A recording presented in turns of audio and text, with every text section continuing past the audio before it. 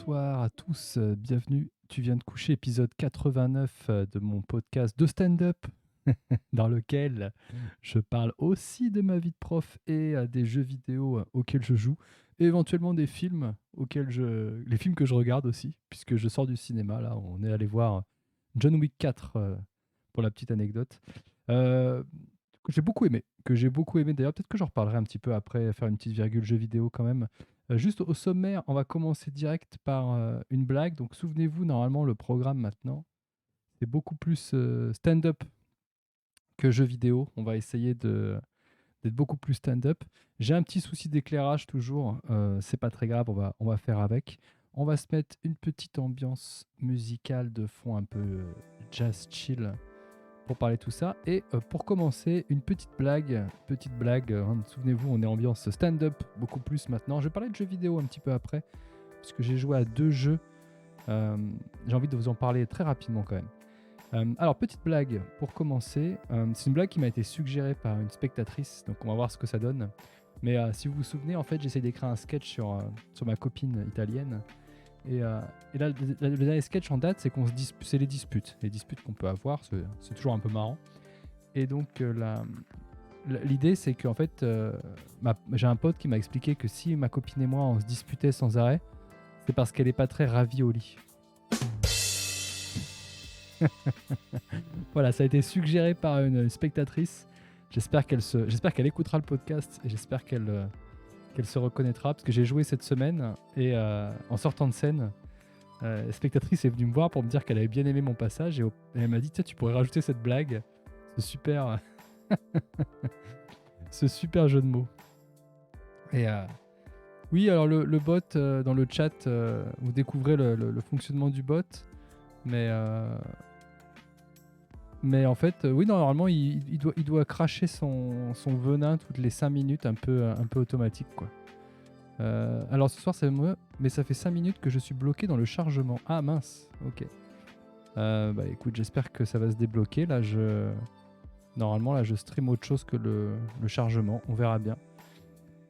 Donc voilà, petite blague pour démarrer. Au sommaire cette semaine, je vais vous parler un petit peu. Donc j'avais un objectif, c'était d'aller me rendre sur 2 scènes physiques, de me rendre physiquement sur 2 plateaux, 2 scènes pour réclamer des dates.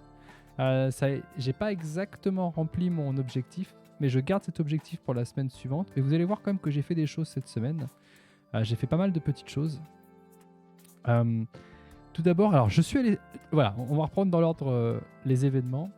Mardi, je devais aller à la Deb Jam, donc c'est la scène ouverte du Jamel Comedy Club. Alors, pas je devais y aller, je n'étais pas sélectionné, mais je voulais aller là-bas rencontrer les gens pour pouvoir demander une date. Et finalement, il y a Léopold Artiste, sur Twitch. Vous vous souvenez, j'avais déjà fait un passage dans son podcast Encore un banger, et j'étais aussi déjà allé sur sa chaîne plusieurs fois. Mais Léopold, c'est un mec que j'aime bien, avec qui voilà, de temps en temps on fait des micro-collaborations comme ça. Et en fait, il m'a proposé de participer à son podcast Encore un banger. Et c'est un podcast, donc je l'avais déjà fait avec Alba, et là cette fois-ci c'était avec Areski Sugar, un autre stand-upper, et donc tous les trois, en fait, le but c'était Ça marche, Axel, là tout de suite, ouais. Le but, c'était de ce podcast, en fait, c'est qu'on pioche des sujets à la con.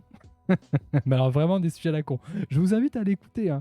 Allez jeter une oreille un petit peu, vous allez voir, c'est vraiment débile. Et en fait, l'objectif, c'est ce qu'on appelle dans le monde du stand-up, on doit riff, alors ça vient de l'anglais ça, on doit riffer sur ces sujets, c'est qu'on doit essayer un petit peu de parler de ces sujets pour faire émerger des blagues, faire émerger des trucs un peu marrants. On se met pas tant que ça la pression, mais c'est quand même ça le but. Et c'est vrai que moi, des fois, moi, des fois, j'étais juste curieux des sujets qu'ils nous proposaient, et je trouvais même pas des blagues, juste je posais des questions sur les sujets parce que je les trouvais tellement insolites que j'étais hyper intéressé. Donc voilà, encore un banger avec Léopold Artiste. Je vous ai déjà donné sa chaîne, hein, le lien de sa chaîne. Je pourrais vous le redonner. Je pourrais vous retaper son nom dans le chat. Vous irez voir. Et donc, je suis dans le dernier épisode avec Areski Sugar. Areski Sugar, donc humoriste aussi qui est un peu comme moi, un doctorat, il était dentiste avant de faire 100% du stand-up, je crois. Si je dis pas de bêtises. Il me semble qu'il a arrêté l'arrachage de dents. pour se consacrer 100% aux blagues. Et c'est très sympa. C'est très sympa de le rencontrer aussi. Alors, c'est pas une rencontre physique, mais de le rencontrer comme ça, c'était cool aussi. Donc voilà, je suis pas allé sur la Deb Jam, mais parce que Léopold m'avait proposé de participer à son podcast et je trouvais ça cool. J'aime bien. C'est toujours marrant en fait des trucs que je fais avec Léopold. Je trouve ça cool. Je trouve sympa. Et puis c'était cool aussi de rencontrer Areski. Donc je me suis dit que c'était une bonne opportunité. Par contre, je suis quand même allé sur une scène physique. Je suis allé mercredi, je suis allé au Joke. Je suis allé toquer à la porte du Joke. Je suis vraiment littéralement allé toquer à la porte, puisque la porte, en fait, il faut savoir que le Joke, il n'y a pas de poignée. En fait, une fois que le spectacle a démarré, la porte extérieure est fermée et il n'y a pas de poignée, il faut une clé pour ouvrir. Donc j'ai littéralement toqué à la porte. Et les gens m'ont ouvert et ils m'ont dit, donc voilà, je leur ai demandé comment est-ce qu'on faisait pour pouvoir jouer chez eux. Donc voilà, j'y suis allé physiquement, donc ça c'est plutôt cool. Bon, ils m'ont dit d'envoyer un mail à une adresse mail. Et donc je vais devoir passer par le circuit des open mic. C'est malheureux, mais bon, c'est comme ça, c'est le game. Je vais devoir passer par le circuit des open mic. Donc j'envoie le mail et ils vont me proposer une date. Ils m'ont dit en juin, normalement, il faut que je renvoie un mail. Ils m'ont dit de les réécrire. Et qu'ils me proposeraient sûrement une date en juin, mais pour l'open mic, pas sur les grosses scènes. Bon, c'est déjà ça. Moi, j'y ai jamais joué au Joke. Je serais très content d'aller essayer. Et puis de toute façon, ça fait partie du truc que je vous ai dit. Il faut absolument que je me montre un peu plus sur les scènes, qu'on voit ma tête, que je croise des gens. Parce que jeudi, par exemple, c'était marrant, mais jeudi, on devait jouer j'ai joué au All Night Long, donc c'est là où j'ai joué. Donc oui, j'ai pas vu de scène, mais j'ai quand même fait le podcast avec Léopold, été voir le Joke, et en plus j'ai joué. Donc ça va, j'ai quand même atteint un bel objectif cette semaine de stand-up. Et on a joué au All Night Long, donc c'est la scène de mon pote Fabien et ma pote Rokaya. C'est une scène sur laquelle je vais souvent quand ils ont besoin de remplacer quelqu'un. Et c'est là que la fille m'a donné la blague sur le fait que ma copine n'est pas très ravioli. Allez, on se le autorise. Et ouais, c'était cool. Finalement, c'est cool. Une semaine de stand-up plutôt bien remplie au final. Et surtout, et ça c'est l'autre petite nouveauté que je voulais vous dire, mais j'avais parlé d'un projet de vidéos TikTok, Instagram, YouTube Shorts, etc. pour essayer un petit peu de me faire, c'est toujours pareil, faire de la communication, me faire connaître, partager du contenu, histoire d'exister un peu sur les réseaux.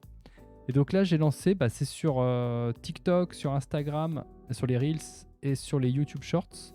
J'ai lancé mon nouveau format, le Short Comedy Club, ça s'appelle. Yes. Va encore TFS. Yes, j'ai vu passer les 2 premiers shorts. Cool. Et ben voilà, je vais lancer ça. Donc tous les 2 jours, je vais sortir une vidéo comme ça. Et j'ai un planning assez bien étalé.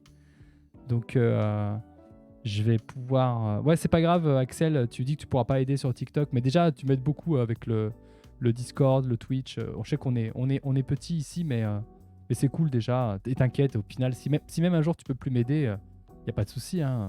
Te sens pas obligé, te sens pas investi d'une mission. C'est cool. Moi, franchement, le petit coup de main pour le Discord et le Twitch, déjà, c'était très sympa. Donc, pas de souci, ouais. Et voilà, donc nouveau format, le Short Comedy Club. C'est des petites capsules où je glisse. En fait, l'idée, c'est de... je vous laisse aller voir, en fait. J'ai pas trop envie de dire parce que, finalement, si vous écoutez le podcast, allez voir ce que ça donne. Allez mettre des likes, n'hésitez pas, parce que c'est vrai que les likes, c'est con, mais c'est un peu la monnaie dans ce game. Les likes, les abonnements, les followings. Là, justement, alors, autre truc intéressant dans le stand-up, en croisant des humoristes, donc je disais jeudi, je suis allé sur une scène que je connais bien, le All Night Long, j'ai croisé des humoristes, et en croisant des humoristes, et même j'ai croisé des humoristes dehors qui ne venaient pas jouer, qui allaient sur une autre scène, mais comme j'étais là, on s'est croisés.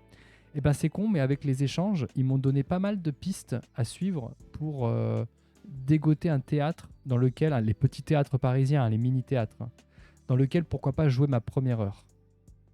Et ça, c'est quelque chose qui est cool. C'est pour ça que c'est bien aussi de croiser les gens. C'est qu'en discutant, ils te donnent des idées sur comment tu peux faire pour essayer de jouer plus loin, jouer un peu plus. Et donc ça, c'est hyper intéressant aussi de croiser les gens pour ça, quoi. Et donc voilà, donc vraiment, c'est une semaine stand-up finalement assez bien remplie, quoi. J'ai joué, j'ai réussi à dégoter normalement une date à l'open mic du Joke. Elle n'est pas encore précise, mais je vous dirai. J'ai fait le podcast avec Léopold. J'ai lancé mon contenu sur Instagram, TikTok et compagnie. Allez voir ce que ça donne. Moi, j'aime bien. Franchement, j'aime bien. C'est un peu débile, mais j'aime bien. Va encore, vu que t'as vu passer les 2 premiers shorts, t'as pas un petit retour à faire rapidos. Faut pas hésiter en plus. Hein. Moi, je suis toujours preneur. Le podcast, c'est aussi un espace pour moi pour prendre vos feedbacks. Donc, faut vraiment pas hésiter. C'est un peu le but en fait aussi de m'exposer comme ça. C'est de récupérer du feedback. J'ai loot mon follow sur Insta. Allez, c'est pas normal que t'étais pas encore en train de me suivre sur Instagram, Axel. Donc voilà, n'hésitez pas à me faire un retour sur ça. Je me permets une petite virgulasse. Juste parce que je vais parler très rapidement de jeux vidéo, très vite. Parce que j'ai joué cette semaine à 2 jeux très différents. Très différents. J'ai joué donc là avec le Xbox Game Pass. J'essaye de faire un peu du rétro gaming de jeux Xbox que j'avais jamais trop pu faire. Et cette semaine, j'ai joué à Alice Madness Return.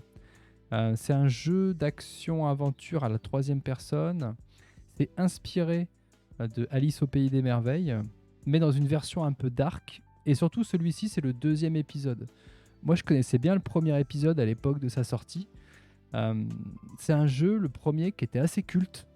Parce qu'en fait, c'était assez novateur d'avoir un action platformer comme ça, avec cette ambiance très dark, une direction artistique hyper travaillée, une ambiance vraiment cool, vraiment, et qui utilisait un moteur de FPS, puisqu'à l'époque, il utilisait le moteur de Quake 3, si je dis pas de bêtises. Ce qui est assez marrant, parce que faut savoir qu'à l'époque, les rivaux, c'était Quake 3 et Unreal Tournament, et la suite utilise Unreal Engine. Bon bref, donc c'est un petit peu... c'est un petit peu marrant, quoi. Et donc voilà, et le 2, je l'avais jamais fait. Alors le 2, il a une histoire un peu particulière. Donc le 1 il s'appelait American McGee's Alice. American McGee, c'est le nom du créateur. Et donc c'est son Alice à lui, en gros. Le Alice de American McGee. Et super ambiance, hyper dark, hyper torturé. En fait, c'est une version d'Alice dans laquelle Alice, elle est dans un asile psychiatrique. Et en fait, tout le pays des merveilles, c'est dans sa tête. C'est très glauque. Elle découpe les ennemis avec un couteau de cuisine. Enfin, c'est vraiment très particulier, quoi. Mais le premier était vraiment culte. Il y avait vraiment un gros following. Et la suite a mis énormément de temps à se développer. Et elle a fini par arriver presque 10 ans plus tard, en 2011 ou 2012, je pense. Je crois que ça doit être 99 le premier et 2011 le deuxième. Donc presque 12 ans même d'écart, je pense. Le deuxième a fini par arriver sur Xbox. Et je l'avais jamais fait. Je l'avais jamais fait puisque voilà, pas d'Xbox, pas vraiment de PC gamer, pas vraiment l'occasion de le faire. Et donc là, j'ai pu me le refaire. Et c'était plutôt cool. En fait, c'est sympa de retrouver cette ambiance. Par contre, le problème, c'est que le jeu, il a un... Comment dire ?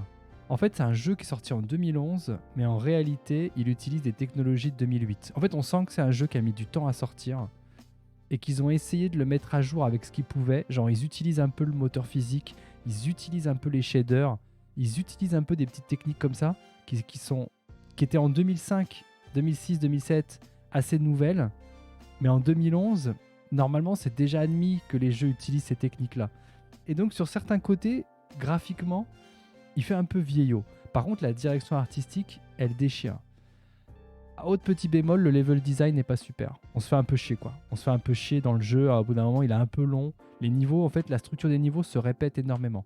Par contre, la direction artistique est top. Et le design, il y a plein de petites références même cachées dans l'univers du jeu, mais aussi en référence à Alice au Pays des Merveilles.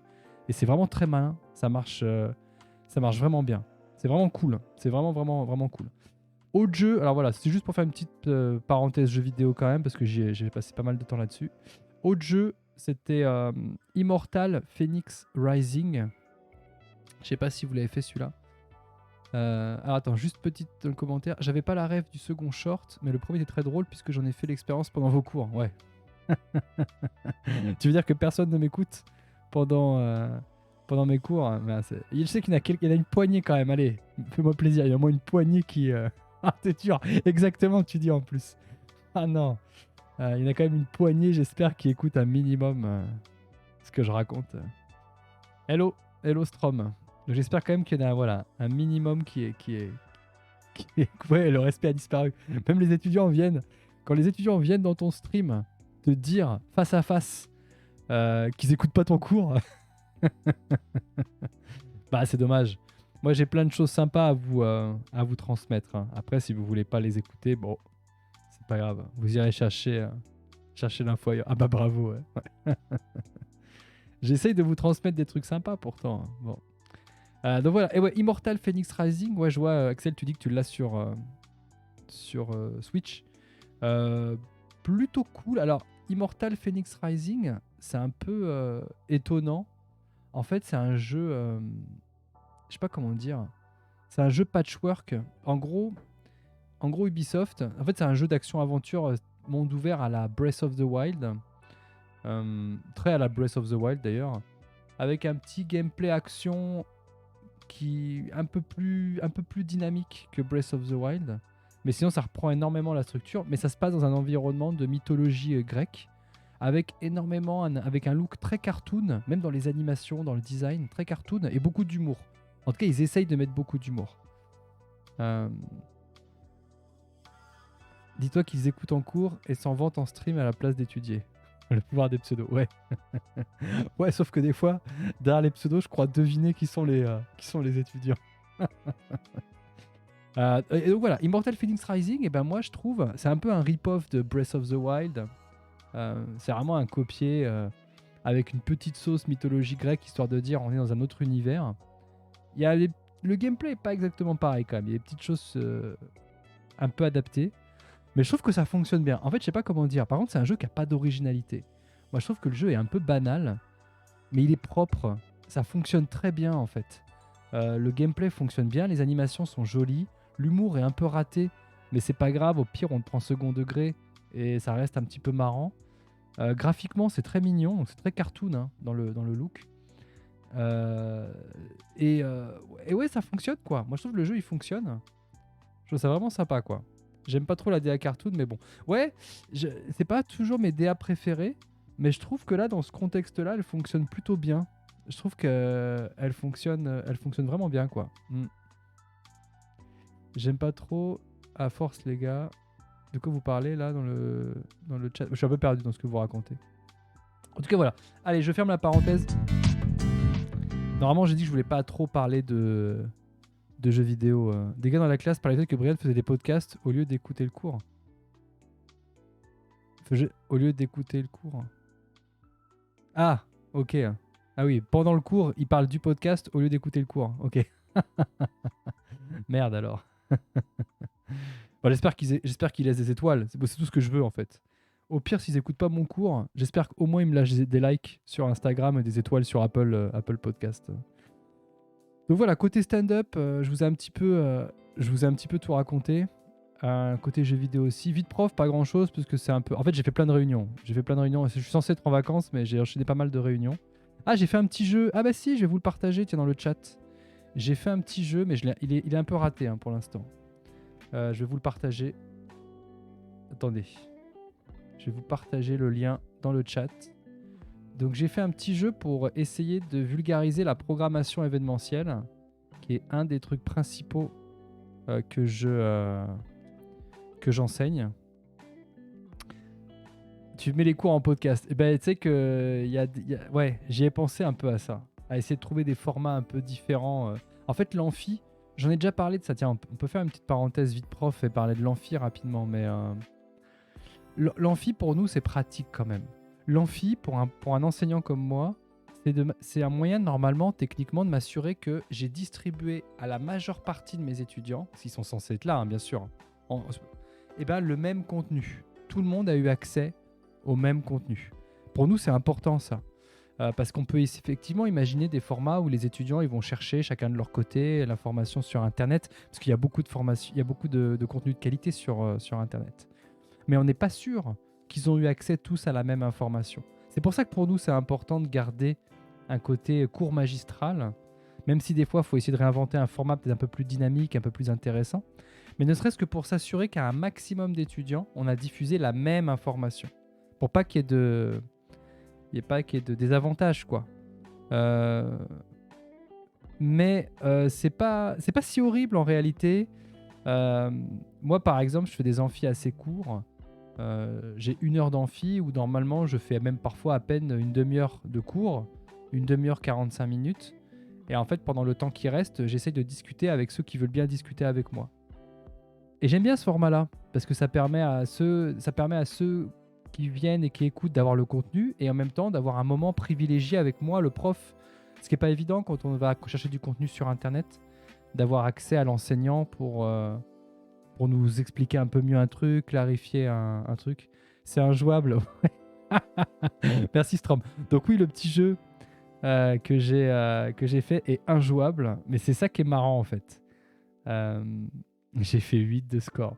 Donc l'idée, si tu as bien compris, hein, c'est il faut préparer ta programmation de à quel événement est associé à quelle bille.